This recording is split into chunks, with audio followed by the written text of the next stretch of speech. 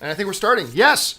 Well, greetings and salutations, everybody. Welcome to this CinemaCon coverage. Of course, the last number of days, we've been doing coverage of CinemaCon here in Las Vegas. We started off with the Sony presentation. We then did the MGM presentation, the Warner Brothers presentation. Last night, we did the Universal Studios presentation. And this morning, it was the Paramount presentation. Now, I have not really known what to look forward to because I didn't know what they were going to show, except, number one, I was really looking forward to seeing some Top Gun stuff. I felt pretty confident they were going to show some Top Gun stuff. Secondly, I didn't think they would show us any Mission Impossible stuff because it might be still a little ways off. So that was my expectations going in. And they started off, by the way, it's John Campea and Erin Cummings. Nice to have you guys here. Hi, everyone. But if you're watching, you probably have figured that out. You probably know that by now. But one of the things they started things off with was Johnny Knoxville introducing a jackass stunt, and they're going to have a guy jump over this fountain, and it was visual effects, right? But I'm like, who's the guy doing the stunt? I didn't recognize him. So do you want to describe how they did it? Yeah, and I have to say that I really appreciated what Paramount did in that whenever they had one of their stars talking to the audience, they were very clear, like, hey, CinemaCon, we're so excited. You guys are exhibitors. Like, unlike, and I won't name names, but unlike another presentation that I saw that had big stars talking to the audience, these stars actually look like they knew what CinemaCon was. They knew who was in the audience, and they were talking to those people versus, hi, my name is Big Famous Star, and I'm happy to be here with you. Yeah. Like another one. But, so Johnny Knoxville comes on, tons of Johnny Knoxville energy. The music starts up. I mean, before he even comes on, it's that traditional jackass warning. So I'm already pumped and jazzed. And then the music. The music comes in, and so he's like, we're going to have somebody, jump over the Bellagio fountains, and the guy's like, I don't know what I'm doing. And so they do the visual effects. He jumps over the fountain, then all of a sudden, smoke comes on the actual stage, and the little go-kart thing with the things on the back, rocket on the back, flies onto the stage. This Evel Knievel, like from screen to the actual physical stage, which was really exciting because so far we haven't had any big special guests. I mean, Ivan and Jason Reitman were really the biggest surprise, or not even surprise, but the biggest guests that we've had. Physically here on location. And we're physically here. Everything else has been, obviously, because of, Delta variant and everything. People are trying to play it safe, but this was something that was actually physically, so they really got the excitement level up. He gets out of the car, and the voice of God comes on and announces, ladies and gentlemen, the president of domestic distribution for Paramount Pictures, Chris Aronson. And it was him. And then these two, really hot girls in Evel Knievel jackets come out, and he hands his helmet and his gloves, takes everything off. They hand him a suit jacket, and he comes on, and he starts his presentation. And I was like, man, that is a way to start a presentation. Really, really strong out the gate. Yeah, they did a great job with that. And then they went into, I'll tell you, we'll talk about it in a second, but I'll just tell you what we saw. First, they showed us, Mission Impossible was first, right? They showed us like 15 minutes of... there was a little thing. Oh, yeah, okay, we'll talk about that in a second. So... with Mission Impossible, we'll talk about what it is specifically we saw, but they gave us like a 15-minute presentation of Mission Impossible, which was like a bit of footage, but then this massive behind-the-scenes look at how they pulled something off, which was mind-blowing. We'll talk about that in a minute. They showed us the first 13 minutes of Top Gun 2, which we'll talk about in a minute. Then they showed us a new trailer for Top Gun 2, which is going to get everybody psyched. I don't know if it's online already or not. If not, it'll be online sometime soon, I suppose. And to kick that off, they gave us a little thing of what's called Lost City. Lost City. Mm-hmm. So there's a new Sandra Bullock, Channing Tatum thing coming out. So they showed the two of them like in front of a blue screen climbing around going, hey, everybody at CinemaCon, we've got this new movie coming in early 2022. They didn't show us any footage or anything, but it was just that little introduction. So, but they clearly already have great chemistry together. I mean... they really do. Oh, yeah. I can say I know nothing about Lost City. I know nothing about it. They gave us absolutely nothing. But these two together, Sandra Bullock and Channing Tatum, I don't think there's been a better pairing since Sandra Bullock and good old Canadian. Yeah, I was going to say good old Canadian kid Ryan Reynolds. If you haven't seen The Proposal, oh, watch The Proposal. Like Betty so White good. is gold in it, and Oscar from The Office and everything too. So that's all really good. Now I've seen a lot of people asking me, did they show any Sonic stuff? No, I think that's probably still way too far off. So they didn't even mention Sonic 2 or anything like that. Remember, the next CinemaCon is in less than a year. Like April is normally when these are done. So we only have 8 months to wait until 9 months left to wait till the next CinemaCon. I'm sure they'll show something about it at that one. But but then, and don't worry, we're going to talk in depth about the Top Gun stuff, and we're going to talk in depth about the Mission Impossible stuff. But then they surprised the audience. Now this I kind of guessed because you did. I'll give you that. You definitely predicted something. They have not. When you walk into the theater, they have these big tables with all this water, so you can grab bottles of water or whatever. But today when we walked in, when we went into the Shang-Chi screening, they also had big bags of popcorn. Cool. When we walked into the Paramount presentation, they also were giving out bags of popcorn. So we sat down and I said, I think they're going to show us a movie. And I didn't say it out loud, but I'm like, please be Top Gun, please be Top Gun, please be Top Gun, please be Top Gun. And then sure enough, the president of Paramount says, and today we're going to show you in its entirety the new Paramount film that's scoring huge scores from our test audiences, Clifford the Big Red Dog.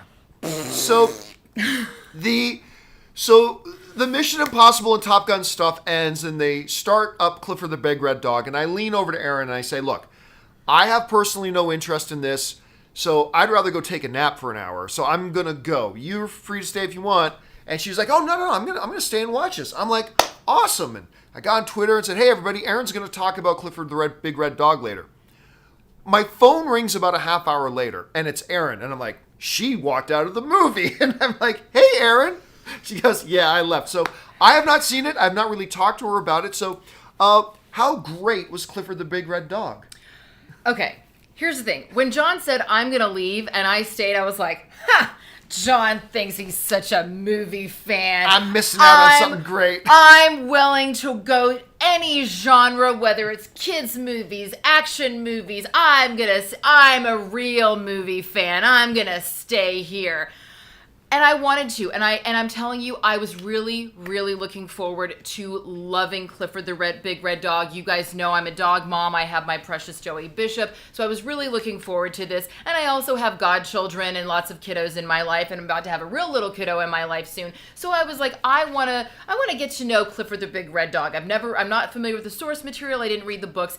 And here's what I'll say: this message is really, because I know we have a lot of filmmakers and aspiring filmmakers that watch the show. Thank you so much.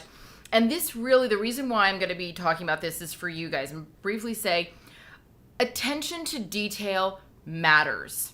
Specificity matters. And we're going to talk more in depth about that specificity when we talk about what we saw from Mission Impossible. Oh, yeah. But here's what I'm talking about. The movie opens, and first of all, it's a really hard opening because you see this precious dog family immediately, first of all, they're homeless, then they're being captured by animal control, then they leave the little red puppy behind. So already the movie has started, and it's like the end of Old Yeller. I'm already crying. I'm like, what's happening right now? It was like the beginning of Up. The most fucked up beginning of a movie that's supposed to make you feel good. I'm like, I'm not okay with this, okay? I just go see Clifford the Big Red Dog. I don't want to feel sad at all. Not once do I want to feel sad, especially not in the first 2 minutes. So already my emotions are hurting my heart. And then we meet this adorable But that little... could be a good thing, right? Up and things like that. That right, could be a really good thing. Right. But already I'm just like, oh God, I really hope that this, we lift this spirit pretty darn fast. So the first thing that we cut to then is this little girl who is in a private school, a clearly very elite private school, and all of the super snobby little girls are like, hey, food stamps. And I'm like, and now I get to see child bullying? What are we doing? What is happening here? Now be careful not to give away too many spoilers. Yeah, so that's the end of the spoilers. But they make a big thing about the fact that she lives in Harlem. it shows that she gets off the train at the 125th stop in Harlem. There's a huge sign that says Harlem. So they've established that this girl is really poor and she lives in Harlem, and then they show like a landlord, trying to get money for the rent and blah, blah, blah. So I'm like, sorry, what year is this? Because guess what? I lived in Harlem. I actually went to the 125th stop was my stop from the D train. I lived on 120th and Manhattan Place, and my rent was $5,000 a month. Now, I had roommates, but that was only 6 years ago. So what are you guys talking about? And then you go into the apartment. It's like the set of Friends. It was an apartment that just this little girl's bedroom was the size of most apartments in New York. So I'm literally like, I couldn't even watch the rest of the movie because I'm so stuck on what the hell? New York is one of the biggest markets for film, for movies. So I get it. If you're screening this movie in Oklahoma, they might not get it. But New York City, again, one of the biggest markets, you're going to have a lot of New Yorkers watching this movie. And when you come out the gate 5 minutes into the movie and you establish Harlem as where the poor people live, no, that's not correct. And it's also pretty offensive on a whole other conversation. So that just started this spiral of me going, all right, I was willing to suspend disbelief and believe that there was a massive red dog running through the city. You're not going to suspend my disbelief to think that people on food stamps live in a $5,000 plus a month apartment. That is not okay. So be specific, make it real, make your sets realistic, and for God's sake, if you're going to have your lead character bump into someone pushing a cart full of plastic bottles, don't use clean bottles. Dirty up the bottles a little bit. Every little detail started sticking out to me of like, I want to like this film, but it's impossible because you guys have just skipped over the details. So again, if you're a filmmaker out there, and here's the thing, Clifford the Big Red Dog might be so lovely to people under the age of 10, but as someone who would bring people under the age of 10, I couldn't really pay attention. So filmmakers, pay attention to the details. Yeah, I agree. Details matter. When you can notice these types of inconsistencies on screen, that matters.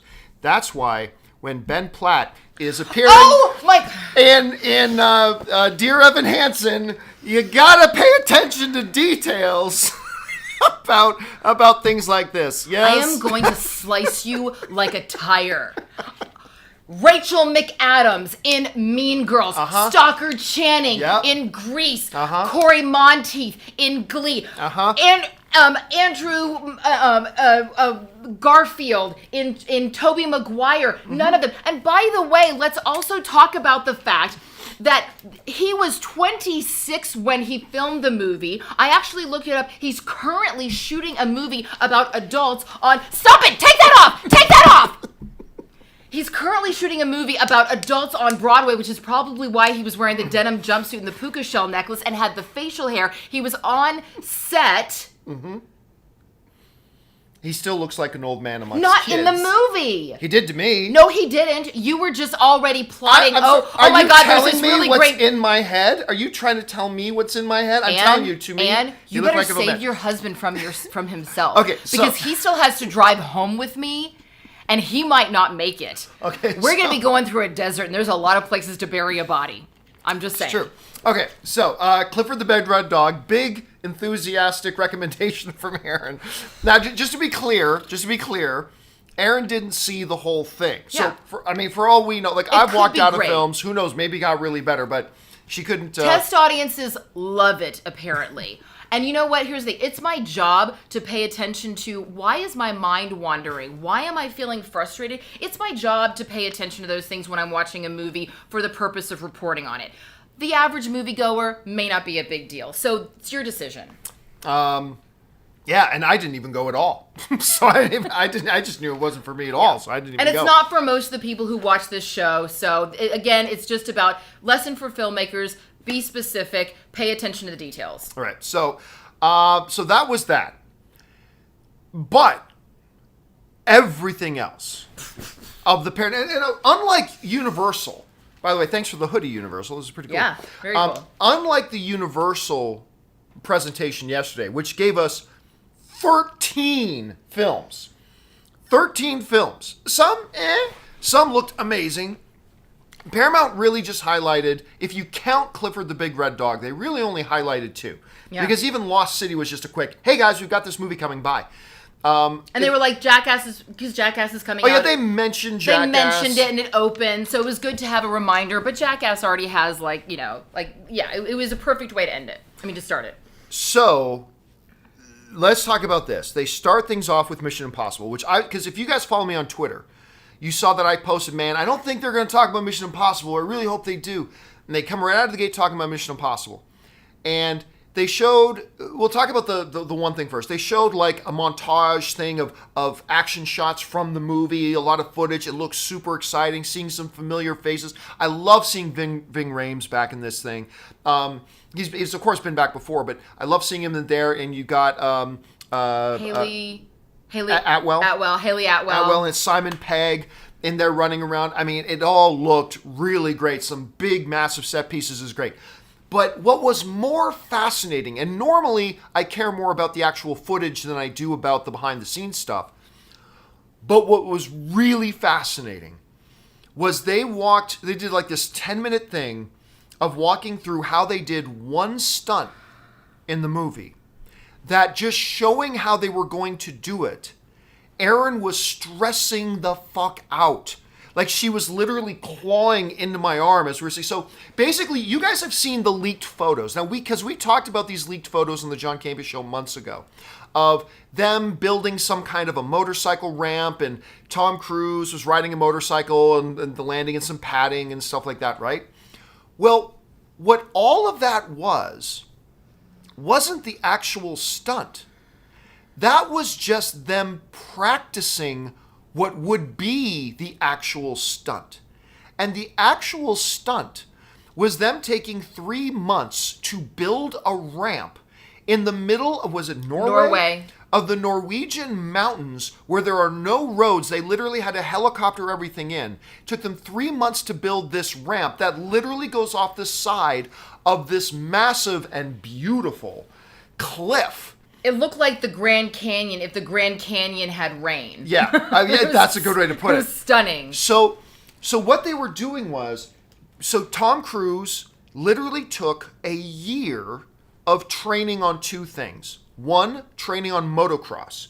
And they actually show Tom Cruise on these motocross courses doing all these things on his bike, and I'm like, what the hell is he doing? And he's like sailing on the motocross. Then I was expecting a Red Bull sign at some point. Yes. It was crazy. And so there's 2 parts of the stunt. One, he's got to be expert on the motocross, and then the second part of it is really you got to be a good skydiver. So he's done a year. So they showed him taking over 500 jumps. Yeah, 500 skydives and 13,000 motocross jumps. Yeah, all to prep to do one stunt a year later, right? So there's 2 parts of this stunt. First of all, the motocross and making the jump, and then him jumping off the motorcycle and flying off the motorcycle down into what would be the canyon. So all that set picture stuff we saw was just a staging area where they were practicing it. And the reason they were practicing it was not for Tom Cruise. It was so they could talk about attention to detail. It was so they could figure out what Tom Cruise's exact speed was going to be and how he's going to be flying, so they can properly program the drone cameras to know the exact speed, height, altitude, resistance for wind. So when they did the real stunt, all the drone cameras would be in the right spot to get all the footage. And they did it over and over and did this one training thing for months just to know how to properly program the drones. And then they took us out to Norway. And actually, guys, there's no wires. There's no safety for this. Tom Cruise literally rides this motorcycle off this 1,000-foot cliff, flies off the motorcycle, and then goes into a free fall until the last possible minute when he busts out his parachute and then has to navigate his way down. And as they're setting everything up, it was more tense than any scene in the movie. Totally. Like everybody in the theater today was like stressing out. It's like, oh my God, what is this guy doing? And I turned to Erin and I said, the message of today's presentation is Tom Cruise has the biggest balls in the world. The dude is just, he's a maniac. He doesn't have to do this. He can get a stuntman to do it. He can get CGI if he wants. But he's so committed to the details. He's so committed to it feeling so authentic. And he just flies off it. And you see they've got the cameras in the control tent where Christopher McQuarrie, the director, is, and you can see them all like freaking out as he does the first real jump off the cliff, and they're like, and then the parachute opens, like when it looked like he was 10 feet off the ground. Like it looks like he literally pulled the chute when he was 10 feet away from smashing into the rocks. Obviously it was more than that, but that's what it looked like. And then you see McQuarrie and all of his assistant directors like, almost want to drop to their knees and pray and like, yeah, he lived. Was like you could just like it was like you there. He just deflated on the person next to him. Like, oh, thank God he's not. Oh, thank God we didn't kill Tom Cruise. Thank God he's not dead. And then after they did it, like Tom Cruise back there, okay, let's do it again. And how many times did they say they did it 6 times? 6 times. 6 times he did this. Keep going.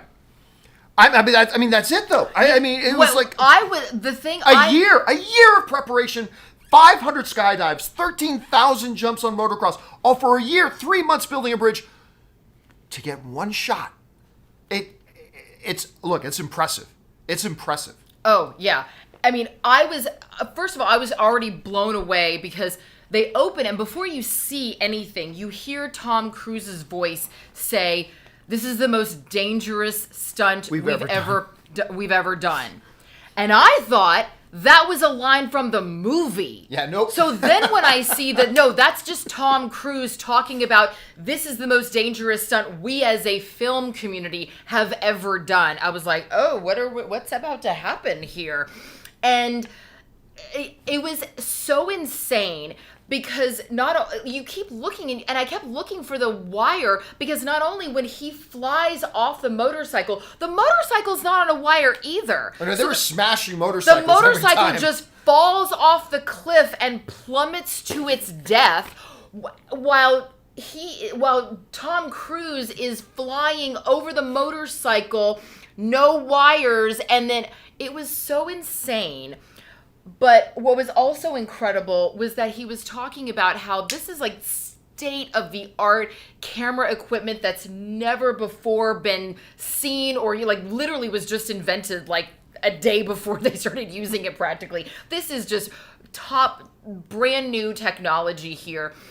Cameras that have never been able to get these kinds of shots, specifically, being used on this project for the very first time. The number of safety people, and I'm just watching them build this ramp. And like John said, they had to helicopter in every beam, every scaffolding, all the scaffolding, every single piece of building this ramp had to be helicoptered in because there's no other way to get there.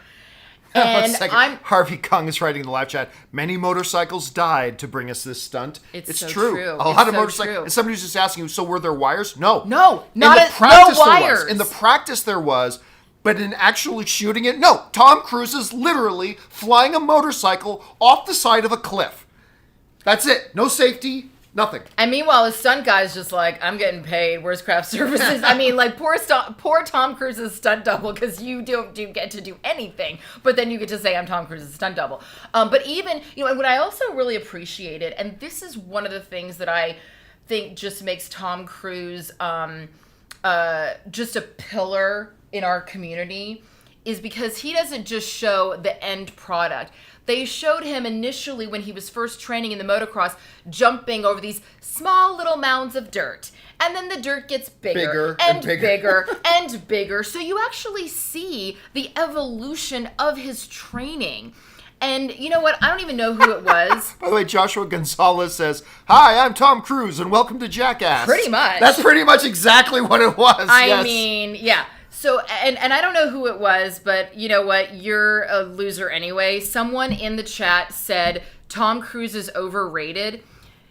If it is Thursday and you are sitting at home chatting typing in the chat, just like if you are sitting here on a couch yapping your face off, and you want to say that Tom Cruise is overrated, you have a problem. Yeah, no, okay? he's Tom not Cruise overrated. deserves more money than he's getting paid. Let me tell you something. Tom Cruise deserves all the success in the world because this guy, in addition to doing all of these things and for changing the game and constantly raising the bar. Yeah, because how when we saw him in the last one, it's like he literally is holding on to the side of a plane that's taking off. How do you top that? He's literally in a plane that goes up to the edge of the atmosphere and goes to 0G so he can get momentary zero. How do you top that? And he keeps topping it. Like, listen, the king is still Jackie Chan.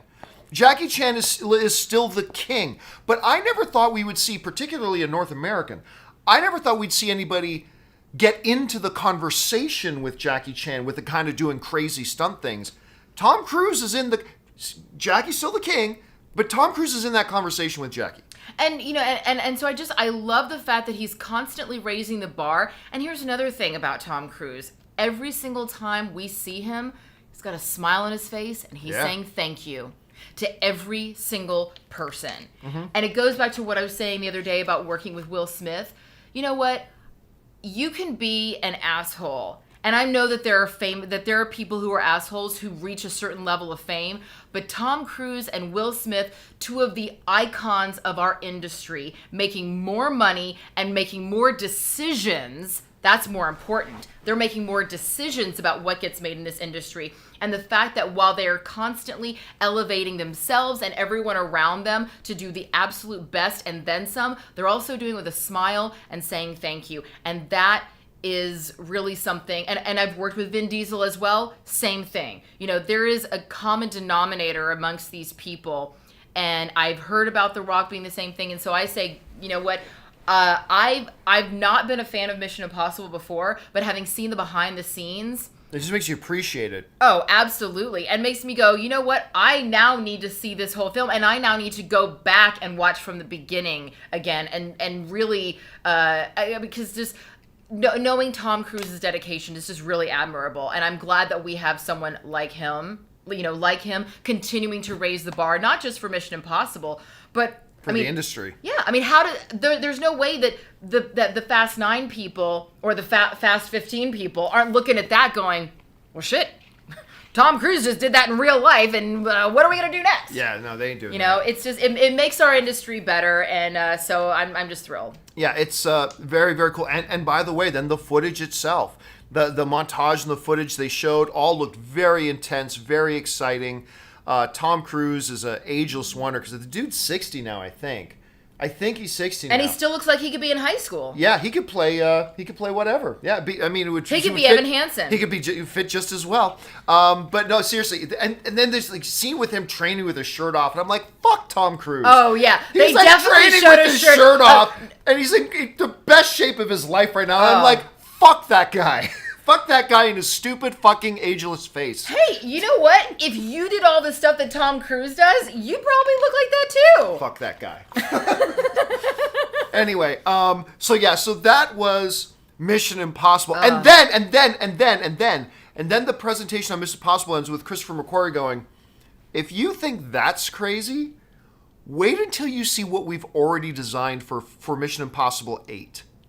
And we're like, wait, what? Or the next one, right? So yeah. So I don't know how they're going to top this, but it's crazy. So that was the Mission Impossible. It looked awesome. Absolutely awesome. And do yourself a favor, any of the behind-the-scenes stuff from Mission Impossible, whether it comes out before the movie to promote it or after the movie and the special featurette things that that'll come on when it's eventually streaming, do yourself a favor and check them out. It'll definitely make you go, wow, maybe I should, do some jumping jacks in the morning or something. and then, of course, because it's Tom Cruise, they went out of the way to say, make sure you watch this exclusively in theaters, because that's a big thing for Tom Cruise. Yeah. So there was that. All right, so then there's that. And then there's Top Gun. And he comes out and says, we're going to show you. Now, I expected to see some montage, some kind of footage. I mean, because Top Gun's coming out in a couple months. We expected to see something. But he comes out and says, we're going to show you the first 13 minutes of the movie. And we're like, damn. So, and when they say the first 13 minutes, I mean, it's literally the first 13 minutes. The Opening Paramount credits, logo, yeah. and that iconic gong. Boom. Do, do, do. Do, do, do. Boom. Do, do. Yeah, and you're sitting there, and like you feel the goosebumps in your arm, and it's like, oh, wow, like this is pretty intense. And it starts off, I won't get into, I'm sure they'll put this online at some point, but we'll just give you a general idea. Maverick is now test piloting stuff. They want to push this new plane. They do something incredible. Something goes wrong. They introduce the idea of is it Ed Harris. Harris, yeah. Ed Harris is an admiral who is trying to push for getting away from actual pilots and getting into more drone and remote technology stuff. So they introduce all that kind of stuff. It's an awesome 13 minutes. And in the first 13 minutes, just with Maverick behind the stick of this jet, you're just like, I'm not going to tell you what's going on, but it's stressful. Okay, you're sitting there watching, like, and I was doing that thing where, like, I breathed. I had taken in as much breath as I could, and then I was doing the small sips of air, like, I could not exhale because I was so tense and stressed out from this moment. By the way, Ven Dent in the live chat is asking, is Val Kilmer in Top Gun 2? Yes. Because in the opening credits, they also mentioned in his own title card with Val Kilmer. And it's like, all right, there we go. Which I almost cried when I saw that. Who is Admiral Krasinski. He's now Admiral Krasinski. Yeah, and if you guys don't know the story, Vin Diesel... Jesus Christ. Val Kilmer? Val Kilmer, thank you. Val Kilmer lost his ability to speak from throat cancer. And so I don't know his current status. Oh, you haven't seen the new documentary? Oh, no, I haven't seen it, but I want to. Yeah. So it's on my list to watch. I actually got a little choked up when I saw his name in the opening credits. I was really excited about that. And, as John said, for those of us who remember when Top Gun came out the first time, and I mean, God, I saw that. My grandfather was a Navy fighter pilot, so Top Gun was a big deal in our family. I mean, we all saw it many, many times in the theater. I mean, it was a big, big deal. And so the music itself, I was so thrilled that they kept that. And the whole... Oh, and as far as music, not just the gong, but as they start showing this montage of planes taking off aircraft carriers, they brought out the old classic Kenny Loggins, Highway to the Danger Zone. And the planes, it's like, all right, this should be corny, but it's not. It is awesome. Not. And that's what's so great about it, is that for the old farts like us, it totally was the nostalgia of the original Top Gun.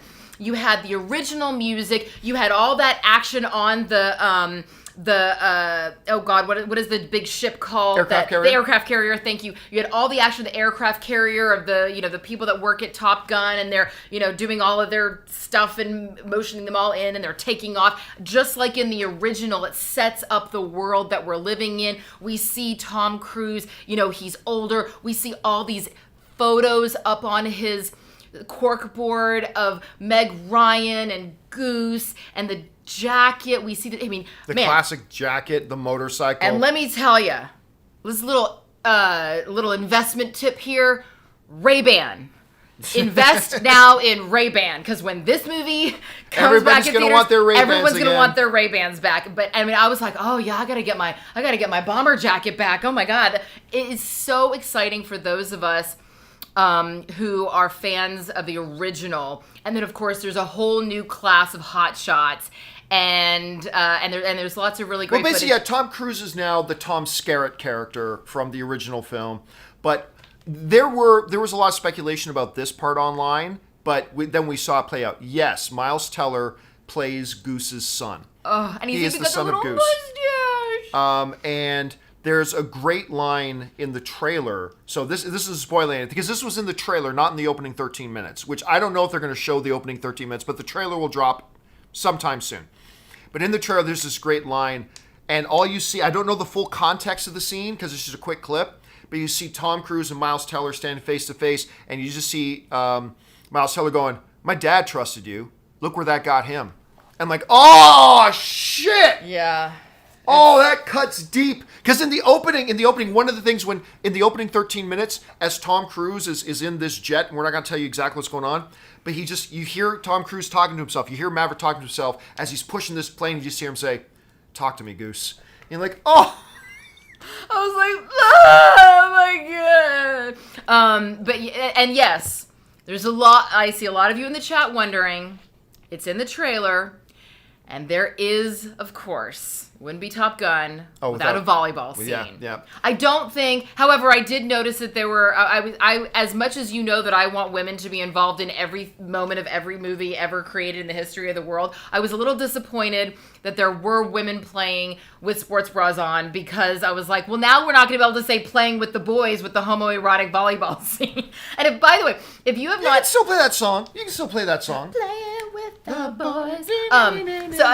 And if you have not seen the SNL sketch of Harvey Firestone, it's one of the characters, the guy who plays Barry.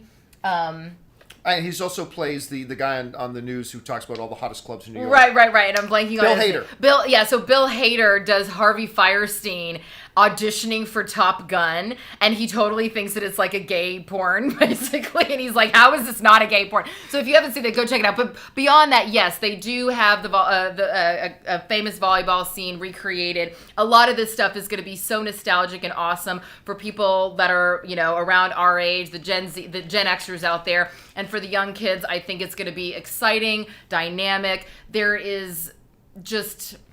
I'm so excited about this. I actually cried a couple of times. I got weepy a couple of times during the 13-minute preview, and I just thought it was really, really exciting. So good for Paramount. They kept it short and sweet. They were like, we're not going to roll out our whole slate of movies that we have, but these are the ones we really want to tell you about. And I also really appreciate, I wrote this down because it really tapped into something.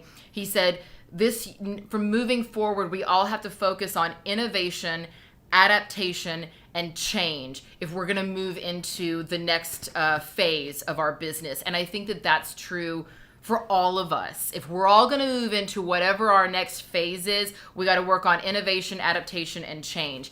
And I also think that they made a big deal about this all being in Dolby Atmos and Dolby the screen. Yeah. And I gotta say, I think I'm really interested in paying a little bit more for my ticket price and watching these especially a movie like Top Gun, like Mission Impossible, watching it in Dolby. They've really done a great job of selling the audience on that here and making us see the difference that it makes to have that kind of environmental experience. Yeah, so listen, we're not going to move into taking your comments and questions. If you want to get a comment and question in, simply use the super chat feature in YouTube. Not the tip link down in the description. That's for questions that we address on the John Campea Show. But for these special videos, if you want to submit a comment or a question, simply use the YouTube super chat feature, and I will hand this over to you. I believe that's where it starts. All right, John Sheck says, Erin is a goddess. Thank you so much.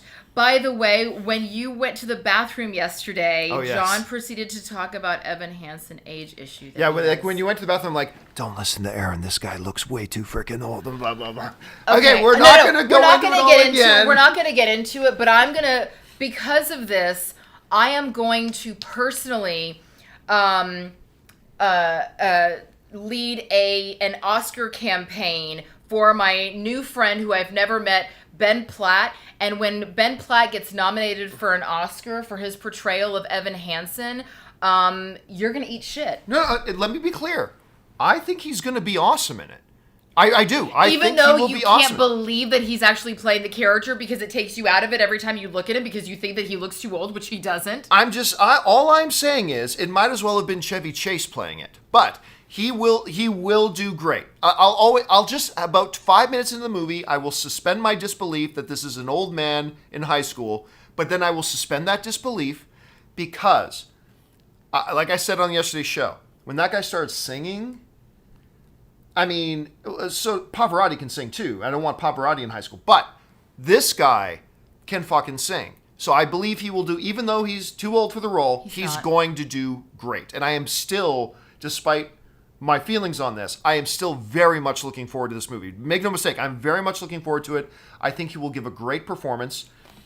Well, we're going to have to go to the premiere because you have a lot of building back up to do. Because I cannot wait for the premiere when the limo pulls up and his assistant nurses come out to help him out. Oh my God! And he starts with his cane, Again, walking down the red You are carpet. old as fuck. You could be his dad. He's got his little IV attached to his arm. Hello, kiddies. Okay, sorry. Oh my God! What is wrong with you? Jesus. Okay, now you've made me lose my place. He's wrong, you guys. Just understand that John's always wrong. All right, John Redcorn says, any G.I. Joe news? Oh, wait, never mind. Yeah, that's a little bit of a sore spot for the good folks at Paramount right now. A little bit of a sore spot, yes. John Redcorn also says, okay, serious now. Any Sonic 2 or Transformers news? No. Nope, not. I mean, it's way too early for Transformers stuff, and it is a little early for Sonic as well. So no, nothing on that. But I do expect in April's CinemaCon that they will probably address that back in April. James Argenta says, do you think studios held some info back since the next CinemaCon goes back to the normal date in April? For example, no Flash news or Disney not showing up. Well, remember Flash? Valid. Yeah, but again, they generally, there are exceptions. But at CinemaCon, they generally highlight movies that are done in the can and are going to be out in theaters within the next few months. And by months, that can be anywhere from 1 month to like 6 or 7 months from now. So that's generally the stuff that they do. So I don't think they were holding back Flash stuff because traditionally it's a little bit too early for them to really talk a lot about Flash at CinemaCon. But I think we'll get more of that stuff come April. But no, I don't think they were holding stuff back. I think it's just... remember, this is for exhibitors. This is for people who own movie theaters so that they can know what they can look forward to showing in their theaters in the next few months. Yes. So it's not about like building buzz or anticipation. It's about, hey, do you think that these movies will play in your markets? Call your bookers and get this movie. Yeah, get this thing now. Mm-hmm. Yeah. James Wheeler says, hello, John and Erin. Hello. Thank you so much for these daily streams. As a person with autism, I have always found your show very therapeutic.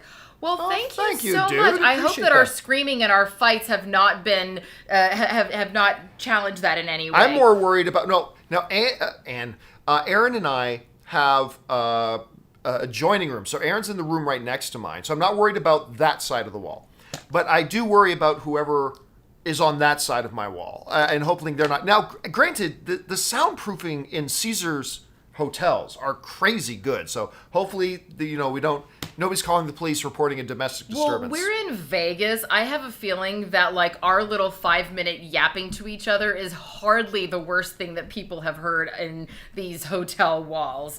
So I'm not too worried about it. Taki75 says, after Suicide Squad's flop, do you think we'll never see again Margot Robbie's Harley Quinn? We've talked about that. Oh, and our Greg Alba, our buddy from Real Rejects, is in the lines. Hey, Greg. Oh Thanks, my gosh. dude. Hey, by the way, I got your DM yesterday, and I will respond to you. You've just been a little back-to-back, but I'm so excited. And yes, we're going to do that. We got to have you at CinemaCon next time, buddy. For sure. So what was the question? Oh, yeah, Harley Quinn. I think if they can come up with the right idea, like for example, if they can really pull off a great Harley and Poison Ivy script, I think they'll do that. I think it won't be a $200 million movie, but you do a Harley Quinn Poison Ivy movie, I'm there, and I think a lot of people are there, but they can't do it for $200 million. That's the thing. So I don't think they're done with Harley Quinn. The character is still very popular, although I do think I think Birds of Prey devalued the character a little bit, but it's still popular. She's still popular. So if they come up with the right script, I think they'll be fine. I would love to see a Harley Quinn and Poison Ivy, especially after the animated series that you had me watch. Best romance on TV. Thank you so much for turning me on to that show. They turned me on. It was the audience, because I wasn't going to watch it, and the audience said, John, you'll like this thing. So I watched it, and it's like, love it. The Bachelorette Party episode. Oh my God, that is so funny. So good. Oh my God, I love that episode. Marie Seifring says, in the Paramount presentation, did they confirm that No Time to Die would start streaming on Paramount Plus 45 days after theatrical release? Any VOD news? No, I didn't hear them mention it at all. Well, no, it's not in the Paramount one? Well, they're saying... because there's a partnership there. Yeah. No, listen, the new theatrical window is 45 days. That's now the new norm.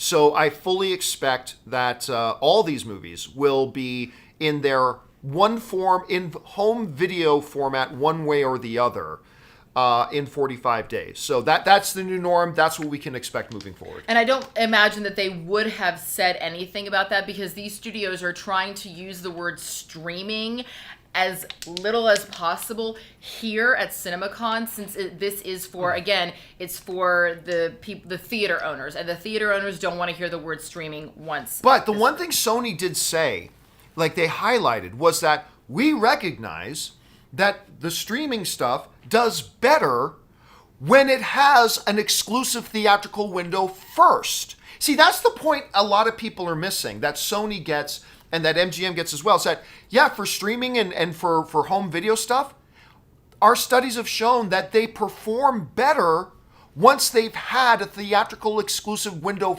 first, because that adds a prestige to it. It builds anticipation for it. You get the classical marketing campaigns for it. And then when it's ready to go on streaming, you get better results. It is better for streaming to have exclusive theatrical windows first. It's actually better for streaming. Anyway, so that's one of the things that Sony kind of highlighted. BW Roses says, throughout CinemaCon, did anyone hint at holiday films coming soon? And did anyone talk about West Side Story yet? Also, did they mention the new Transformers or My Little Ponies or even Paw Patrol movies? Paw Patrol, yes. They did, but Paw Patrol's already released. So they give a mention to it, to Paw Patrol. Yeah, they mentioned that it was doing really well in theaters right now. Yeah, it did pretty well. I mean, for what it is. It made $13 million, so it's nothing to write home about. But what was the other ones they mentioned? No Transformers. My Little Pony, no My Little Pony. Transformers, West Side Story, holiday films. No. No, not really. Nothing like that. I don't really know what holiday films are really on the docket, but none were really mentioned. Not that I can remember it, unless we're forgetting something. But I can't remember one. Dennis Lecomte says, Erin, what do you think is so hard about the New Orleans accent? Well, being that I was born in South Louisiana and originally am from South Louisiana, Lafayette specifically, spent my summers in Lockport with my grandmother. The thing that's difficult about the New Orleans accent is that it's a general Southern accent is pretty easy. I mean, it's easy for me because I am from the South and I tend to go into Texas. But New Orleans has it has the Acadian with it, so it's a little bit of a French tinge. But it's also, because it's the bayou, it's sort of like a twangy. It's like a twangy French Southern, but you don't want it to lean too close into like Alabama. It's just so specific, and it's such a it's kind of like a Boston accent. You know, a Boston accent is really hard. Every time I try to go do a Boston accent, because I have a really strong Queens accent. Every time I try to do Boston, which Tom's really good at, he's like, you're going back to Queens, got to get back to Boston. And so that's the thing. Every time people go to New Orleans, they want to start edging back over to Texas. You got to get back to New Orleans. Who's the actor in Jaws? Oh, Richard Dreyfuss. You did a movie with Richard Dreyfuss. I did. And was that a Boston accent you were doing, or was that a New York accent? I can't remember. It was actually, I was playing Eleanor Scolari, who was the secretary to Bernie Madoff, played by Richard Dreyfuss, and Richard actually complimented my Queens accent so much that when he would do scenes, because Richard's originally from Queens, but he'd have his assistant come get me to bring me up to set, so that if he would start, because you have all these other people with their dialects in your ear, and it's really hard, like you gotta kind of keep that accent in your ear. So he'd be like, Erin, come here, talk to me in your accent, and I'd be like, so I'd say a couple lines of dialogue and be like, okay, got it. And then I'd walk over to the side, and then he'd say and then the director would come over and talk to him and then the accent would kind of leave his head again. And that's what happens with accents. So that's why, YouTube is such a valuable resource. When I have to do an accent or a dialect for an audition or something, a lot of times I will go onto YouTube and I'll listen to people from whatever area and just kind of get it in my ear a little bit. So yes, Richard Dreyfuss was playing Bernie Madoff from Queens, and I was playing Eleanor Scolari, also from Queens, who did the Queens accent. All right. What's next? All right. Next is Kung Fu Hot Dog says, hi guys, Erin B-slap. Wow, that opening with Action Ladies of the Past, cleavage rules, and man, you acted with Julia Voth, Jill Valentine herself. Awesome. Yes, I'm so happy that you are a fan of Bitch Slap, and thank you very much. I do believe that the opening credits are some of the best you will ever see. In fact, our opening montage, our title credits, were actually done by my ex-boyfriend, Academy Award winner T.J. Martin. Wow. Yeah. So I called all my ex-boyfriends that were in the movie business and said, "Hey, I'm doing this little independent film. As penance for for breaking up with me, I need you to come and work for free on this movie." And they did.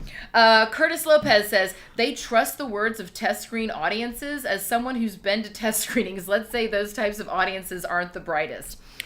Doesn't matter if they're the brightest. They're the ones who are going to be, buying movie tickets. They represent a general spectrum of the movie-going audience. And so I know it feels cool to say, like, oh, well, test audiences aren't... No, test audiences, they really go out of their way. Like, the people who put these things together, this is what they do, right? They know how to get together audiences that represent a broad spectrum of what the general audience could be. And then sometimes they want to know, what do women between 30 and 42 think about this? And they'll get that together. Sometimes most test audiences will be a broad spectrum. They know how to put these things together. And... but, it's like anything else. It's still all subjective. So, yeah, there you go. Because your mom could be in a test audience. I mean, it's not this thing's like, oh, test audiences aren't the brightest. No, they're filled with some dumb people and some smart people and some PhDs and some whatever. Just like every movie theater audience. Yeah, so there you go. Christian's reviews. You know what, Christian? You're wrong, and you and John can both go fuck yourselves. What did he say? You can't not read it. He put... real image of Ben Platt and Dear Evan Hansen and an old man emoji. Yeah, that old man emoji is going to be nominated for an Oscar. Listen, he's going to do... no one is arguing that he's going to do a good job. Nobody's debating that. That's not the issue on the table. Because we agree. He's going to do great. He's going to do great. In the movie, you can even tell that they did some digital enhancement to youthen up his face, which is done all the time. Uh-huh. Okay. What's next? Wayne Edwards. Hello, Erin and John. I've really loved these daily live streams from CinemaCon. It has deepened my love for film. It's deepened my love for film being here, and it has deepened my respect for the both of you. Oh, thank you. Thank you. That's misplaced, but thank you. Thank you for all you do. Are you going to argue today? Done and done. You're welcome. Oh, listen, the morning starts and we're arguing. Pretty much, yeah. Brian Sudfield just sends a super chat of $19.99. Thank you so much, thank Brian. You, dude. We really appreciate that. Wiley Todd also sends in a super chat for $19.99 and says, Tom Cruise has always been my favorite actor, period. Mission Impossible is also one of my favorite franchises. Very excited to see Haley Atwell. Top Gun Maverick is by far one of the most anticipated movies of all time for me. I agree. You know what? I am turning on this. Because for a long time I'm like, cool, a Top Gun 2. Nice. 15 years too late. I mean, honestly, like 15 years too late. This is something that should have been done a long time ago. We'll see. I mean, I'm sure I'm still going to look forward to it, but we'll see. Seeing what I saw today, well, more than that, I think there was some clip that came out a while ago that just started with that bong. Again, that bong, right? I wasn't prepared for how instantly my body would react to just hearing that. Now, this is something a few weeks ago. So sitting in there today and watching this, I just felt like, no, God, I'm looking forward to this movie. Oh my God, I'm looking forward to this movie. I can't wait. You know what's really good about it? They did two things. Number one, it's 30 years later, and it's still totally Maverick. It's still completely Maverick. Yet, they don't reject or try to cover over the passage of time. It's a Maverick who's in a different place in his life now. If they try to just come out of the bay and say, hey, he's still out there playing volleyball every day, and he's still... It's like, okay, it has been 30 years. So it was both. They managed to pull off both in this opening 13 minutes. It's classic Maverick, but it's a dude who's in a different place in his life now. And it still looked exciting and fun and everything. Yeah, I'm not going to tell you it's my most anticipated movie, but I'm way more excited about it today than maybe I was yesterday. Yeah, and I think maybe even more excited about it today that I would have been 15 years ago. Because it's really Yeah. easy, I think, for a studio to go, oh my God, this movie made a bunch of money, and so now we gotta rush into a sequel and just cobble together a script and let's just get something out there, let's just do it. Yep. You know, which I think sometimes is a response, which is why it is a rare and wonderful thing when a sequel is as good and does as well as an original. So I kind of like the fact that we are now having this nostalgic retelling, but in a different time period. I'm really excited about it. And Wiley Todd, I think you and I are on the same page, my friend. Jermaine Sneed said, I admire Sony for backing the theatrical experience. However, unlike Paramount, they don't have a premium streaming service to worry about. Did Paramount discuss in a notable way backing theaters? Well, I mean, that's a misnomer. I've seen some people thinking they sound smart by saying, oh, well, the only reason Sony isn't backing theatricals because, you know, they don't have a streaming service. They've chosen not to have a streaming service. Like you keep. It's not like they don't have options. It's not like Sony has no money, but it's just how they see it. Plus, like other studios that also don't have that, they can easily just sell off their pictures to a streaming service. Like there's been a couple of family movies recently, which I get because family movies, a lot of the big markets now, you require vaccination to get in. And kids can't get vaccinations yet. So a lot of these family movies, we were just talking about on the John Campea Show recently about, like, there was one that just the studio just sold off their movie to like Amazon. It's like, you know what? I get it. Like right now in this particular place in time, that makes sense. But Sony, for the most part, when avoidable, they just go, no, like we're going to make our most money by putting this thing in theaters. And that's what is best for our industry. That's what's best for our industry. And I think that over the next year, I think you are going to see, I think we're already starting to see that the other studios, even the ones with streaming services, are figuring this out. I think Disney is going to put more movies on the premium on demand, pay extra $30. They will do more. But there's a reason why there's not more announced right now.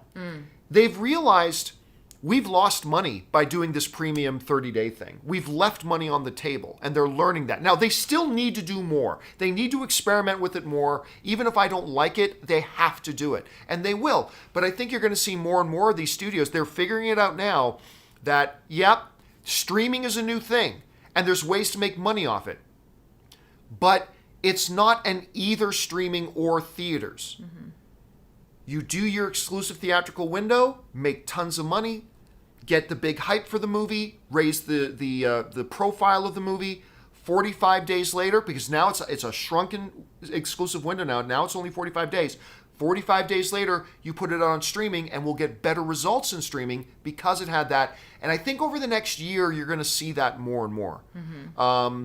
So there will still be movies made exclusively to go to streaming, and that'll happen, absolutely. But I honestly think that's the direction we're going to see things starting to go. But that's just my take. Did you see Black Widow? I did.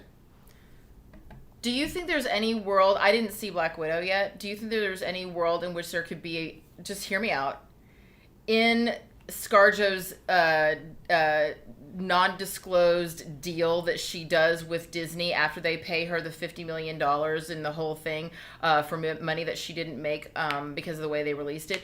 What if she said, oh, and by the way, you have to greenlight a Black Widow 2 that you release only exclusively in theaters? Is that a possibility?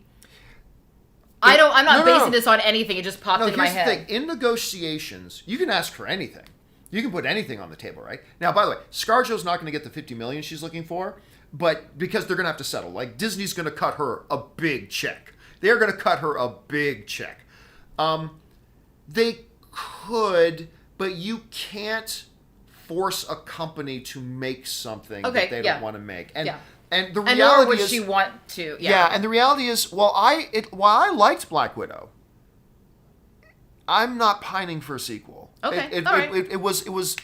I still enjoyed it. I liked it, but it was lower shelf MCU for me. They botched the villains, all that kind of stuff. So I don't think they I don't think they have a lot of interest in doing Black Widow 2. Okay, that's just popped in my head. Right. Mr. 47 said, "Hey John, I noticed that you had the food at the Yard House by the Tyler AMC. Yes. How is the food there? I've always wanted to try it. I've wanted to try it, but there's always a line." I really, by the way, Yard House is a chain. It's a chain. I really like Yard House. And so now that Ann and I have moved out to Riverside, my main movie theater is no longer the AMC Burbank 16. It is now the AMC Tyler Galleria. It's a beautiful movie theater, and that's where I see most of my movies now. And right attached to it is a couple of good places. Like there's a Buffalo Wild Wings attached to it, but there's a Yard House there. I really like the food. Ann and I both really like the food at Yard House. It's a good atmosphere in there. I love going in there before a movie. So yeah, it's really good food. My favorite thing is their Korean short rib. Their Korean short rib is my favorite thing on their menu, but everything on their menu is good. You do like short ribs. I do. Yeah. We went to the guy, Gordon Ramsay, the English pub, and John said, "Do you like nachos?" And I was like, "What red-blooded American doesn't like nachos? You crazy? Of course I like nachos." And so there were these kettle chip nachos with short ribs on them, and we should have stopped there. Cheese and sauce and short rib. It was awesome. We should have stopped there, and then it just oh my god, that was one of those meals that we were both like. We both overate though. Because and John had a salad. I ordered the fish and chips, and I had But the thing is, literally when they brought out these nachos, which are not tortilla nachos, it was like literally kettle chips, right? Covered in this sauce and short rib and cheese, and it was delicious. Not the healthiest choice. No. But delicious. But when they brought it out, it was like this big, and I looked at Erin, because I ordered like a Caesar with chicken, she ordered the fish, and I'm like, we probably could have just split this. Oh, easily. And we both as we way were over eating this, I was like, oh my god, we should really stop this. And I had a pint, and I had fish and chips. So it was just like, it was a very heavy. It didn't sit well. No. It didn't sit well. No, but it was delicious. Not going into details, but it's a good thing we had separate rooms. All right, John Check said, sorry, I said that. TMI. Where are we? Super Mario AM WWE guy says, "Hey John, would it be wrong if I watch the show while I'm working?" Just kidding. Well, a lot of people do apparently. Listen, I remember we joked a lot about, like, all the way back to my movie blog days when I did the world's first movie podcast. It was crazy how many people would write in and say, I watch it or listen from work. I listen at work. I'm like, John Campea, contributing to lack of productivity across America. I love it. I listen while I'm in class. Yeah, I get a lot of that too. Okay. Get a lot. Hey, whatever helps you focus. Casey Max says, so there was no Scream 5 news. Surprising, seeing that it comes out in January. I know John doesn't care about it, but there were a few people but I thought that there were a few people that did. I don't know what to say. I mean, yeah, I don't care about Scream. I know there are a lot of people who do. But I don't think the movie theater owners care all that much about it. I don't think it's going to do well at the box office. I'll be honest with you. I just don't think it's going to do well. I hope I'm proven wrong. I want to see every movie succeed. I want to see every movie succeed. The good, the bad, the ones I'm looking forward to, the ones I'm not looking forward to.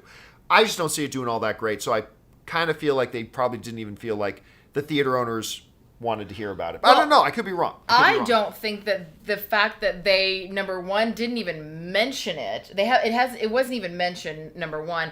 And number two, January, and correct me if I'm wrong, you know more about this than I do. I feel like January is a really bad month to release a movie. Traditionally it has been, but I feel like that's been changing a little. Like, as more and more movies come out every year. Right. I feel like those traditional dumping grounds for movies has started to change. Because I remember, just like 5-6 years ago, the summer movie season was the beginning of June till a little bit into September.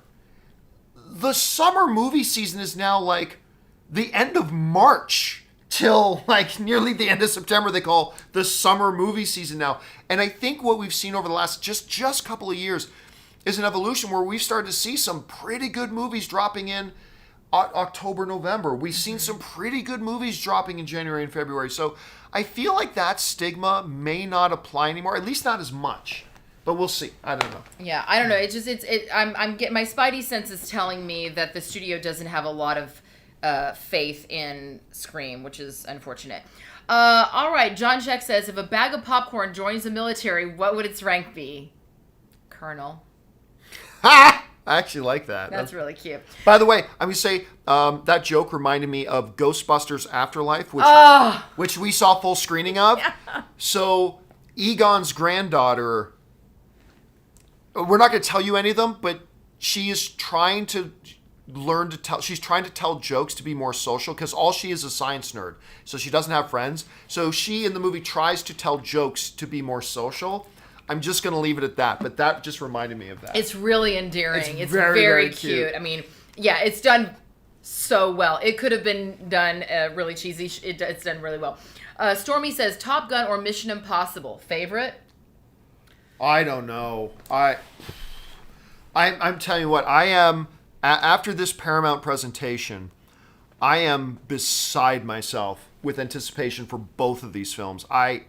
Okay, if you absolutely, put the iron to the fire, and I could see one today, Well, Mission Impossible's not done, so there's that. But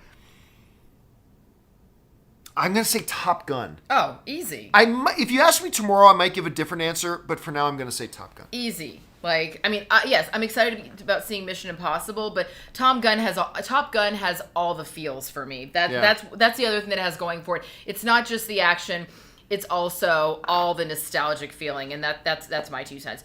The Real Rejects, isn't that Greg? That's Greg. Yeah. Hey, Greg. You two have been absolutely excellent this week. Most of the updates I've been getting have been from your streams. Well, Greg, thanks, Greg. You got to join the party next year. Dude, CinemaCon in April. Come on down, because, we're also in Vegas. So, there's stuff to do. Yeah, and I'm going to need a babysitter. So, you know how to change a diaper? You're in. Kevin Kamaki says, love the show, John. Keep up the great work. Thank you, man. I appreciate it. Thanks for being here, Kevin. Chris Elkin says, thank you for the laughs. You are very welcome.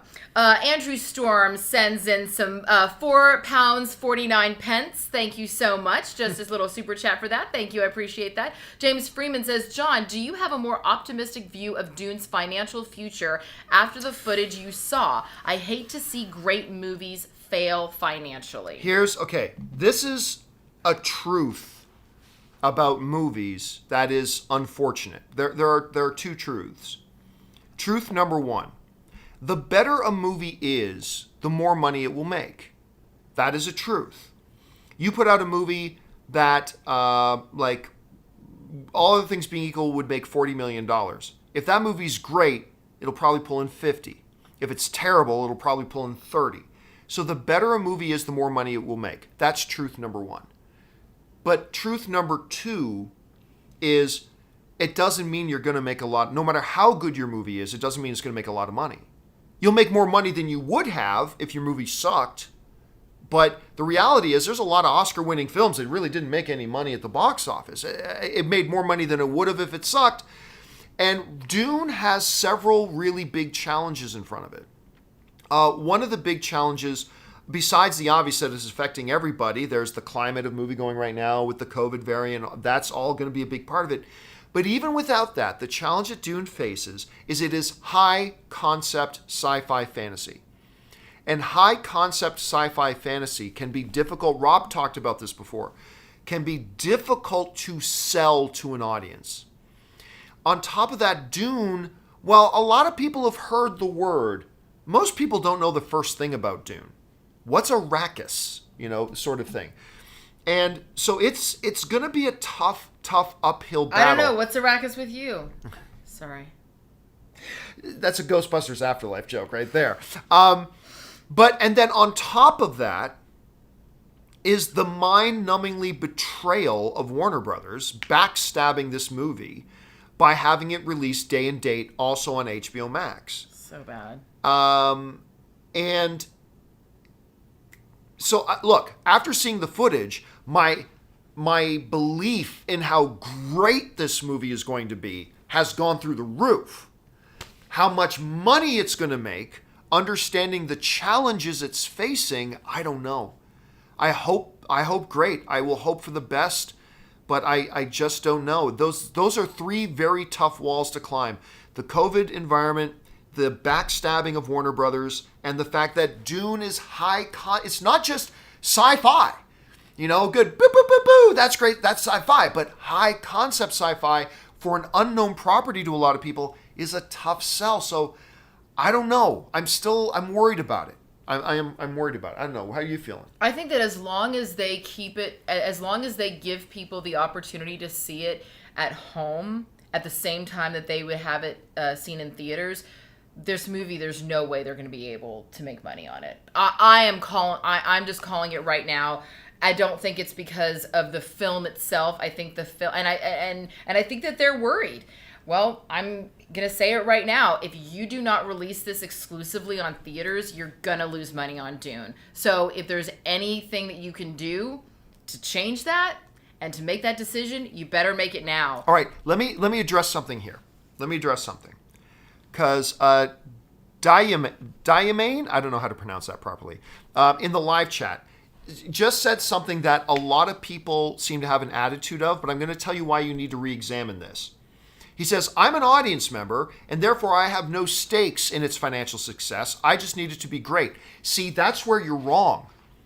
As an audience member, you do have a stake in how well these movies perform, because how well these movies perform will directly affect what movies do or do not get made in the future that you as an audience member get to watch. If there's a movie coming out that really appeals to you and you really want it to work, guess what? Then you do have a stake in how well that movie does financially. We all do. We like to pretend like it's two separate worlds, but it really does. It's a what's the word I'm looking for? It's a symbiotic relationship that we as an audience have with the financial success or failures of movies that come out, because that directly affects what does or does not come later. And so if you love Dune, and man, you can't wait to see the next one, well, guess what? If this movie does bad enough, there ain't going to be a next one.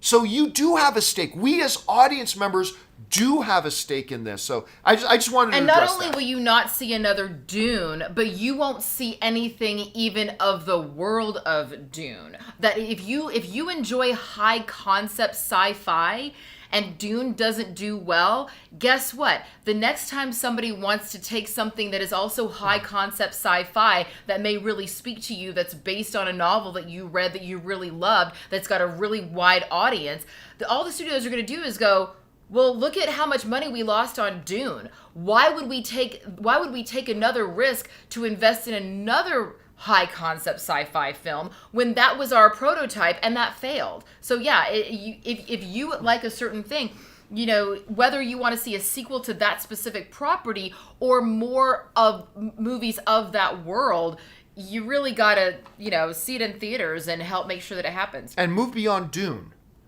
We talked about this the other day, like the big refrain of a lot of people who are film fans go, Hollywood doesn't make original films anymore. Besides the fact that that's completely not true. And we've gone through statistically to show that. But the thing is this, what happens? Hollywood puts out some great, wonderful original film, and then nobody goes to see it. And my poster child for this is, of course, the Russell Crowe, Ryan Gosling, Shane Black movie, Nice Guys. That was a purely from scratch, original, wonderful, fantastic movie. And nobody went to go see it. And so that sense, because that movie did so badly financially, that is us sending a message to the studios, we don't want original films. You want to know why?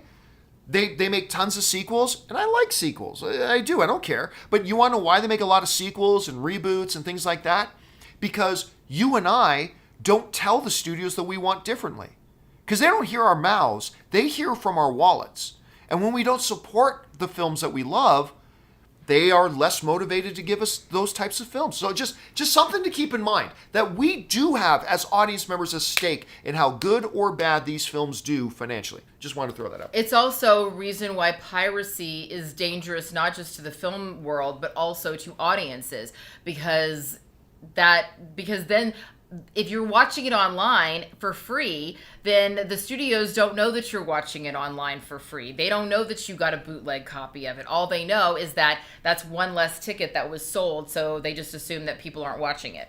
Okay, going on to the next one is Stubble McShave says, will movies that are released to streaming after 45 days still play at the same time in theaters after the 45 days if it has legs? This is an interesting thing about Universal's arrangement. Yeah, listen, there have been in the past examples of movies that just had great legs, and we're not in the top 3 at the box office anymore, but maybe in 7th, 8th, 9th spot, and they stayed in there for like a long time. There have been examples of movies that came out on Blu-ray after the old window and were still in some theaters. If they're still making money in theaters and the 45-day window hits, if the theater owners see that people are still buying tickets, the theater owners will keep that movie playing on their screens. Mm-hmm. And what Universal did is actually kind of interesting because they've actually publicly said that, yeah, we're gonna have a 45-day window, but we're gonna have an option to extend that window depending on the performance of a movie. So Universal's even come out and said, yeah, we may ignore the 45-day window and make it longer if we think a movie is doing better. I don't see that happening a lot. But yeah, if a movie has great legs, it'll play in theaters and on streaming at the same time after 45 days. Donald Thomas sends in a super chat and a little super sticker. Thank you so much, Donald. Taki75 said, you missed the lizard in the new Spidey trailer.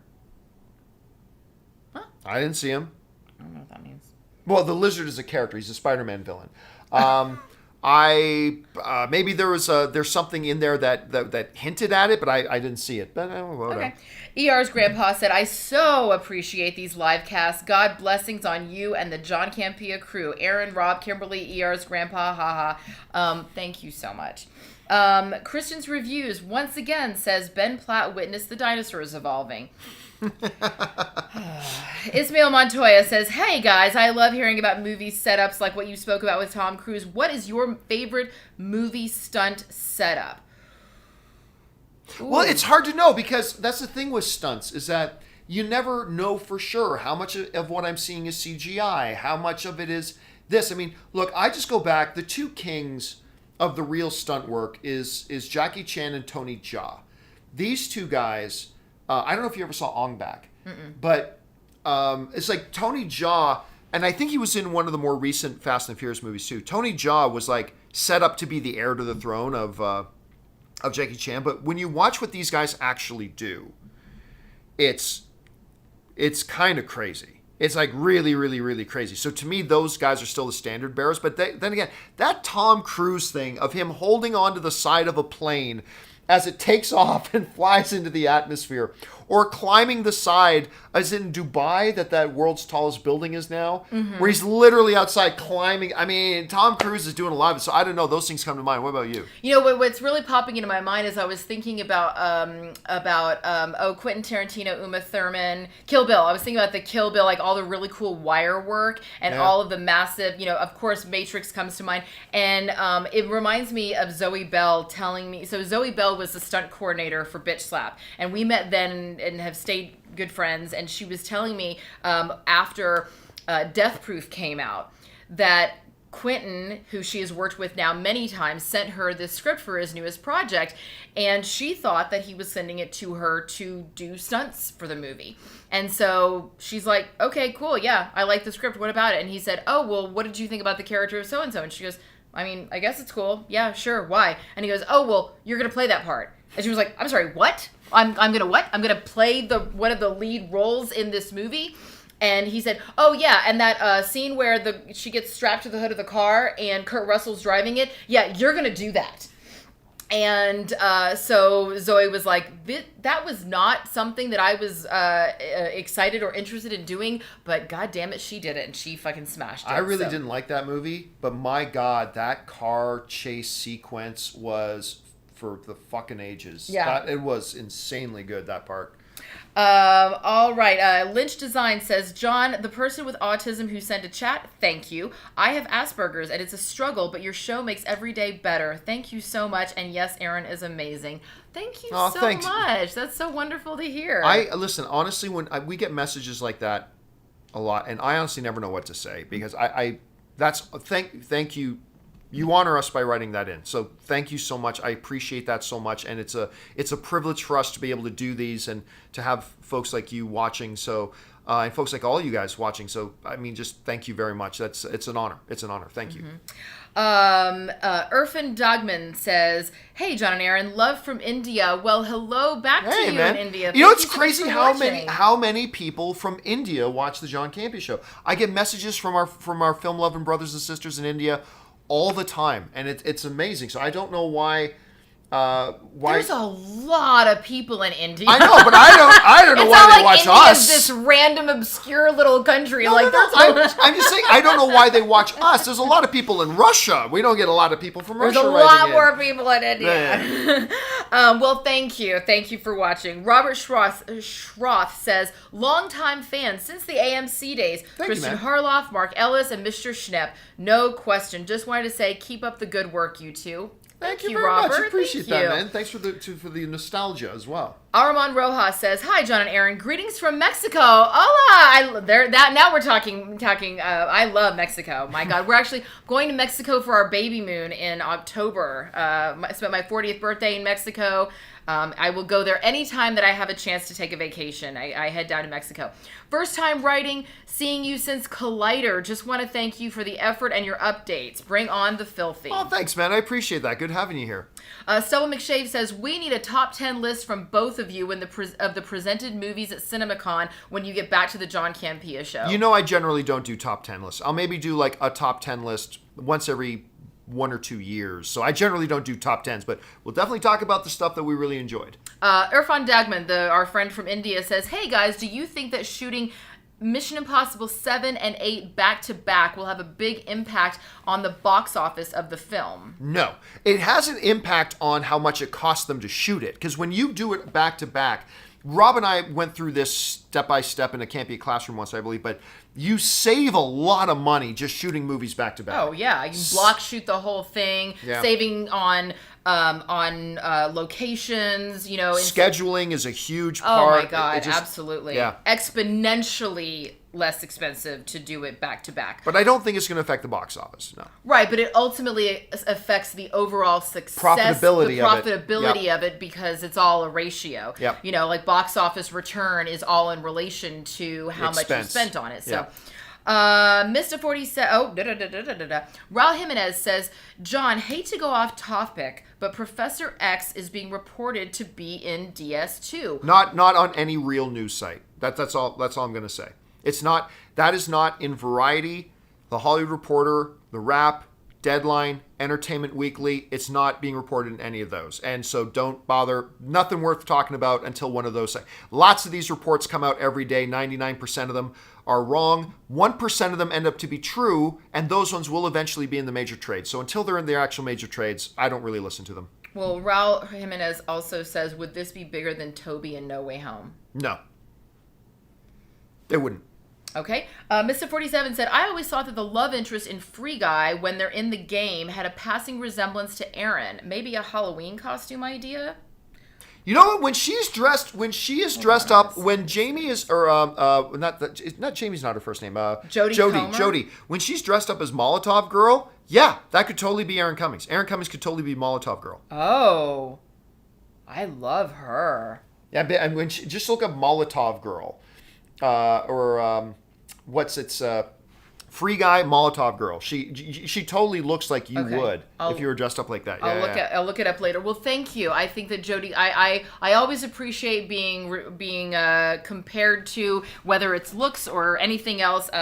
Wonderfully talented women and I very much appreciate that. So thank you so much. Fritz the Cat 1030 says Villeneuve's last film, Blade Runner, thank you, 2049 bombed. If Dune does too, how many more chances will he get? As fans, we definitely have a stake in its performance. Yeah, so listen, here's the thing. Studios do know, like studios understand that it is not the directors who sell the movie. What they need the directors to do is make the best movie possible. Then, once a director hands you an excellent product, you have entire other divisions of your studio whose responsibility it is to sell that to the public, to sell it to people, to get people out to the theaters, to get people to understand why they need to come out and see this, to not decide to put it on HBO Max on the same day and stab them in the back. That's all them, right? And what is universally agreed upon is that while Blade Runner 2049 totally flopped, it was an excellent movie. And that's that's the director's job. Make an excellent movie. They completely botched the marketing on that film. They totally botched the marketing on that film. Now, it killed any possibility of another Blade Runner movie. Like, that's dead. There's never going to be another Blade Runner movie because of the financial things. But that doesn't end the career of Denis Villeneuve because the studio knows he made the best movie possible. He handed us gold. And just because we ended up burying it in the dirt doesn't mean that was his problem. He gave us gold. And as long as Dune is great and everybody acknowledges the movie was fantastic, if it flops, it's going to be because Warner Brothers flopped it. If it flops, that's on Warner Brothers. Because they stabbed them in the back with the HBO Max release and they didn't know how to market it properly. All Denis Villeneuve can do is make the best movie possible. And so other studios are going to look. That's why, like James Gunn, Suicide Squad has done terribly financially. But every studio is still going to line up to try to get James Gunn to make movies for them because they know he made a great movie. They just, somehow, some way, they didn't know how to sell it, and it's unfortunate because the movie's fantastic. But no, no matter what happens, as long as Dune is as good as we think it's going to be, Denis Villeneuve is going to be perfectly fine. Richard K. says, will we get another Matt Damon Bourne movie? Listen, we talked about this on the John Campea Show the other day. Matt Damon recently said he's all up for it. If Paul Greengrass, he said, comes up with an idea and he wants to do it, he said, I'd be on board for it. So theoretically, it is possible. Richard K. also says, do you think we will get another Rush Hour, or do you think we will get a Rush Hour 4? No, I don't. Jackie Chan and Chris Tucker have been talking about, we're going to do another Rush Hour for 7 years. Literally. They've been talking about that for 7 years. I don't think it's going to happen. I don't really want one to happen because despite the fact that I love Rush Hour 2, Rush Hour 1 and 3 kind of sucked. And the director of it, and I forget his name, but he's kind of in the shit books in Hollywood right now with the accusations and everything. Guys in the live chat, help me out. Who is the director again of the Rush Hour films? I cannot remember the dude's name. I can see his face. I'm looking at his face in my mind right now, but I cannot remember. Brett Ratner, yeah. And by the way, Anotha is the first one to write in Brett Ratner in the live chat. So did Another Black Hosea Experience. And stuff like that. Another. I see the way you wrote that. Another Black Experience wrote that I in see first. what you did there. A bunch of you guys wrote that in. Yeah. So the Brett Ratner's name is problematic right now. I don't think the movies are very good, other than Rush Hour 2, which I do think is great, and it's just been too long. So I don't think so, but I don't know that. That's just my guess. Taki75 says, Professor X in DS2 is reported from 3 different sources. They also say Feige tried to get Jackman to return as Wolverine in the same movie, but failed. Yeah, what normally happens is 3 different sources. If you look in those sources, they probably all got it from the same spot, and they're just reporting each other's story. That's not the same sources. So when I say follow source, if a website runs with it, see where they got it from. And normally you find it normally comes from the same place. And again, listen, sites like mine and tons of others, we are not the real news outlets, all right? And I include myself in that. We're not. If you want to see if it's really reliable and believable, see if it pops up on the major trades. Does Variety report it? Does the Hollywood Reporter report it? And if they do, then we'll know it's legit. Until then, take it with a giant grain of salt. Okay, what's next? Okay, next one is Mr. 47. Erin, if you could pick 6 directors to work with that you haven't already, who would you pick? No, make it one. We don't do lists. So if you could pick one director you could work with, who would it be? 1 or 2? Guillermo del Toro, Ava DuVernay, Patty Jenkins, Steve McQueen, Taika Waititi, and James Gunn. Oh, you had that right and ready to go. I mean, the list is longer. Trust me. Yeah, the list is much longer. I have a list of directors that I would love to work with. Yes, but I would say if I had to pick one, just off the first one that always comes to the top of my head, and has for many years, is Guillermo del Toro. I really want to do like a really cool creature feature. And I think he's a brilliant director. He's great. And the Jedi Brandon said, did you see that No Way Home trailer broke the 24-hour view record held by Endgame? How big is this movie gonna be? I'm not surprised by that because of the environment we're in right now. The blockbuster has been missing. And so I'm completely considering how much hunger there is right now. Everybody's looking to get out of this thing. I'm not terribly surprised. Mm-hmm. All right. Jim Nelson said, will Disney buy out Indy 1 to 4 from Paramount? Will Disney buy Indiana Jones 1 through 4 from Paramount? No idea. I at some point it probably lapses to them, but I'm not really familiar with the details of what that lease is. Richard K says, I know we probably won't get McKellen as Gandalf, but we could get Hugo Weaving as Elrond in the Lord of the Rings Amazon show, as he is in the Second Age at the big battle at the beginning of the Fellowship. I would love it.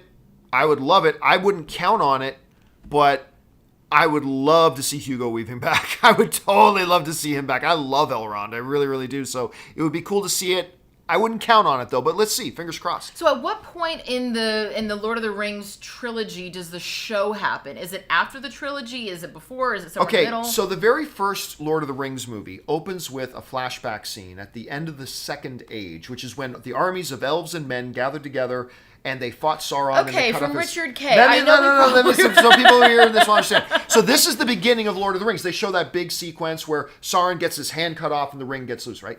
That's the end of the Second Age. The second movie? No, the Second Age. Oh, okay. The Second Age of Middle-earth. Oh, okay. Now, the Lord of the Rings films take place in the Third Age, is what they call it. Okay. This show will primarily take place in the Second Age prior to the events of Sauron getting his hand cut off. Which happened at the beginning of the first movie. Was a flashback at the beginning of the first movie, yes. So, in short, it happens before the trilogy. It is before the trilogy, yes. Okay, then I'm going to request that my elfin friend Craig Parker, who is massively talented and incredible and was in was one of those elfin people, I would request that Craig Parker be in this show. I guess he could theoretically be alive, yeah. Yeah. Casey Mack says, wasn't the Lionsgate panel supposed to start at 2:45? Oh, shit. No, I believe it starts at 4. Lionsgate? I'm pretty sure. No, it starts at 2:45. I texted you about that earlier. It does? Yeah, I'm going to check my calendar. I'm pretty sure it does. I texted you earlier. I thought it started at 4. I might be skipping the Lionsgate presentation. It starts at 2:45. That's in like 15 minutes. So we're pretty much done. Oh, okay. Don't send any more questions. Let's finish these off. I thought it was 4 o'clock. I honestly thought it was 4 o'clock. This is why we need each other. Okay, if you Christ 360 TVs, if you could play one character from the comics, who would it be? I would say John would be Richard, and Erin plays Sue from Fantastic Four. Sounds good to me. That'd be fun. I want to be Medusa from the Inhumans because I miss my red hair and I would love to surf on it. Mr. 47, without a pandemic, do you think Shang-Chi could have the same cultural impact for Asians that Black Panther had in terms of box office potential? Yes. Yes. Even in the pandemic, I think there's a possibility for that. The pandemic will hurt, but yes. Junis Moiso says, greetings from Finland. I love Finland. I've been there. After 5 years, I finally got my girlfriend to watch Supernatural. 22 episodes down, 305 left. Is there a show that Ann and Tom were hesitant to watch but now love thanks to you? Yes, it was actually the Harley Quinn animated series. Oh, God. That Tom was hesitant about, but now he loves. Thanks to me, but thanks to John, because thanks to you guys. Yes, I cannot wait for the next season. Richard Case, what about you? Is there something that you got Ann to watch that she wasn't sure about? Battlestar Galactica. Oh, yeah. Same with Tom. And Tom got me to watch that. Richard K says, would love Taron Egerton as the new Bond. Your thoughts? I like Taron Egerton. I like him very much. I don't see him as Bond. Especially because he's already been playing a similar role to that in Kingsman. It's just, nah, I wouldn't cast him. Yeah, I love him, but I wouldn't cast him as Bond. Yes, thanks. Okay, we have one more from Daniel Luga. Hi, John and Erin. Hope you guys are having a great time over at CinemaCon. Just wanted to say you guys always make my day at work really easy to get through. I just bought my Shanghai tickets for IMAX, and I can't wait to watch this movie. And John, shut up and take my money. Oh, dude, just oh my God, Daniel, $100. send like $100 Thank chat. you. Thank you, Daniel. Dude, listen. First of all, thank you so much for your Thank support you. and supporting our show and Very our channel. generous. That's awesome of you. We're able to come and do stuff like this because you guys watch and contribute to the show. So thank you so very much for that. Dude, I am so excited for you to see Shang-Chi. I am so excited for Especially all of on you. IMAX. Oh, yes. I'm excited for all of you to see Shang-Chi. Look, you're not all of you are going to love it to the degree that I love it, okay? I am very confident you're going to like it, though. Some of you will like it more than me. Some of you won't like it as much as me. But I think you are going to have a good time. Yeah. And it's I didn't know how much you were going to like it. I didn't either. I was thrilled how excited you were for it and stuff like that. So yeah, all of that is there. So guys, listen, we do need to cut a little abruptly short because we do need to get down to the Lionsgate presentation. I am not committing, just so you know, I'm not committing that we're going to be doing a stream for Lionsgate. I have no idea what we're going to see at Lionsgate. Depends what we see. Yeah, so I don't know. Keep your guys' eyes open for that. Will you tweet about it if we do? I will tweet. Yes, I will definitely tweet and give you guys a heads up. But for now, guys, that'll do it for us for our Paramount presentation live streaming coverage. Thank you guys so much for being here. Thank you to Daniel and all of you guys who sent in the live comments and questions. Number one, because you gave us great fun things to talk about. But number two, you supported our channel as you did. And all of us involved with our channel, thank you guys so very much for your support. Okay, guys, we're off to the Lionsgate panel. Thanks a lot for being here. My name is John Campea. And until next time, my friends, for Erin Cummings and me, bye-bye.